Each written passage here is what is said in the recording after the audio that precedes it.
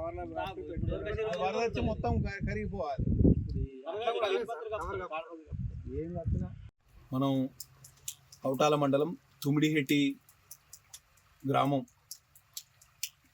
వద్ద గల ప్రాణహిత నదిని సందర్శించే కార్యక్రమం భారతీయ జనతా పార్టీ నాయకులు మన భారతీయ జనతా పార్టీ జిల్లా అధ్యక్షుడు జోని శ్రీశైలం గారు, మాజీ ఎంపీటీసీ మోతీరామ్ గారు, సీనియర్ నాయకులు తిరుపతి గౌడ్ గారు, యువ నాయకులు కుంచాల విజయ్ గారు మరియు బనార్కర్ సాయి గారు, మేమందరం కలిసి ఇక్కడికి రావడం జరిగింది.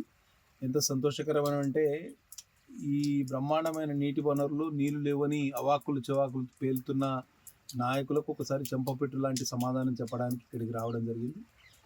ఎన్ని నీళ్ళు ఉన్నాయనంటే చెప్పలేని నీళ్ళు. నాకు తెలిసి ఇప్పటికే జూలై 9వ తారీఖు ఇప్పటికే 30 నుంచి 40 టీఎంసీల నీళ్లు గోదావరి పాలైపోయినాయి, గంగ పాలైపోయినాయి. మరి ఇటువంటి నీళ్ళని ఎత్తిపోసుకోవాల్సిన బాధ్యత ప్రభుత్వం మీద ఉన్నది కదా. మరి గతంలో ఉన్న టీఆర్ఎస్ ప్రభుత్వం ఇక్కడ నీళ్ళు లేవని మాయమాటలు చెప్పి రీడిజైనింగ్ చేసి కేవలం కాంట్రాక్టర్లకు లబ్ధి చేకూర్చడానికి, అవినీతికి పాల్పడడానికి, కమిషన్ల కోసం ఇక్కడి నుంచి మేడిగడ్డకు తరలించి ఇవాళ మేడిగడ్డ లూజ్ సాయిల్లో ప్రాజెక్టు కడితే ఆ ప్రాజెక్టు కుంగిపోతే ఇవాళ తెలంగాణ రాష్ట్రానికి 1,00,000 కోట్ల రూపాయల మనకు నష్టం జరిగింది. మరి దాన్ని పూరించడానికి కాంగ్రెస్ ప్రభుత్వం సిద్ధంగా ఉన్నదా లేదా తెలియాల్సిన అవసరం ఎంతైనా ఉన్నది. ఉత్తమ్ కుమార్ రెడ్డి గారు ఇవాళ పవర్ పాయింట్ ప్రజెంటేషన్ ఇస్తారు ఇక్కడ ప్రజాభవన్లో. కాళేశ్వరంలోని వైఫల్యాలను ఎండగడుతూ తుమిడిహెట్టియే ప్రత్యామ్నాయం చెప్పే ప్రయత్నం చేస్తారు. మేము కూడా అభినందిస్తున్నాం వారిని. కానీ కేవలం పవర్ పాయింట్ ప్రజెంటేషన్లు చేయడం కాదు, డిపిఆర్ సిద్ధం చేయలే, ఇంకా డీటెయిల్ ప్రాజెక్ట్ రిపోర్ట్ కూడా సిద్ధం చేయలే. తప్పకుండా మీరు ఇదే అదునుగా డిపిఆర్ సిద్ధం చేయండి, కేంద్ర ప్రభుత్వానికి పంపించండి, సిడబ్ల్యూసి అనుమతులు సాధించండి. మేము ఉత్తర తెలంగాణ కాకుండా ఈ ప్రాణహిత నుంచి మొదలు పెడితే చేవెళ్ళ వరకు ఉన్న మొత్తం సాగు భూములను సస్యశ్యామలం చేయడానికి ఇక్కడ బ్రహ్మాండమైన నీటి వనరు ఉన్నది. రాక్ ఫౌండేషన్ ఇక్కడ బ్యారేజ్ కడితే కుంగడానికి ఆస్కారమే లేదు, ఎందుకంటే కింద ఉన్నదంతా రాక్ ఫౌండేషన్.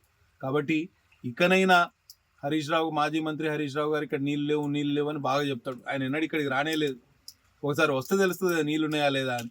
లేకపోతే నీకు ఇక్కడికి బై రోడ్ రావడం ఇబ్బంది అయితే ఒకసారి హెలికాప్టర్లో చాపర్లో వచ్చేనే ఈ ప్రాంతాన్ని సందర్శించవచ్చు.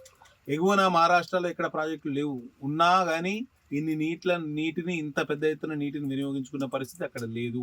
చామర్షి డ్యాంలో చాలా తక్కువ నీళ్లు, ఇక్కడ వారధా మీద కూడా చిన్న చిన్న ప్రాజెక్టులు మాత్రమే ఉన్నాయి. మొత్తం నీళ్లు గోదావరి పాలవుతున్నాయి. ఈ గోదావరికి పోయే నీళ్లు ఇవాళ మేడిగడ్డలో ఎత్తిపోసుకోలేని పరిస్థితిలో ఉన్నాం.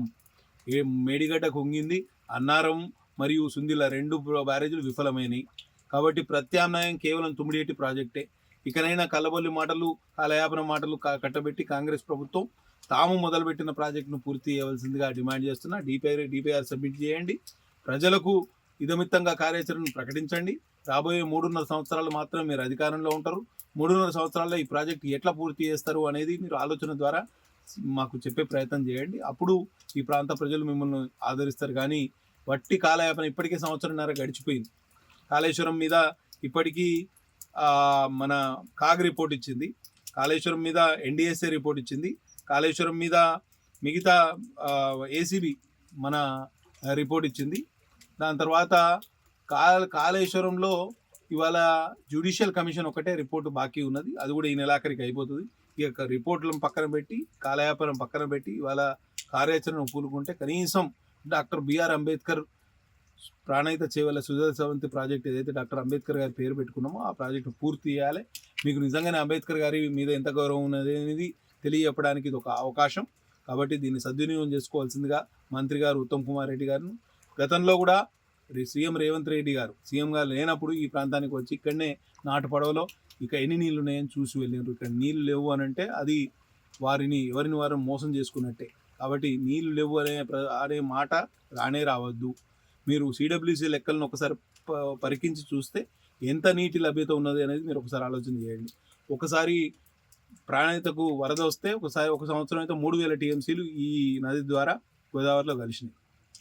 మరి అటువంటి బ్రహ్మాండమైన నీటి వరను ఓడిసిపట్టుకుంటామా, లేక కేవలం ఆ మేడిగడ్డ కుంగిపోయింది, మేడిగడ్డ అక్కడికి రాదు అని చెప్పడంలోనే 1.5 సంవత్సరం గడిచిపోయింది.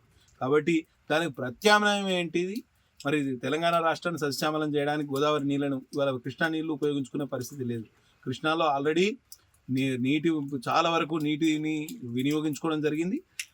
ఏదైనా వరద వచ్చినప్పుడు నీళ్లు వస్తే దాన్ని మళ్లించుకోవడానికి ఏదైనా ప్రాజెక్టులు కట్టుకోవచ్చు. కానీ స్థిర జలాలు ఆల్రెడీ వాటా తెలంగాణ రాష్ట్రం తీసుకున్న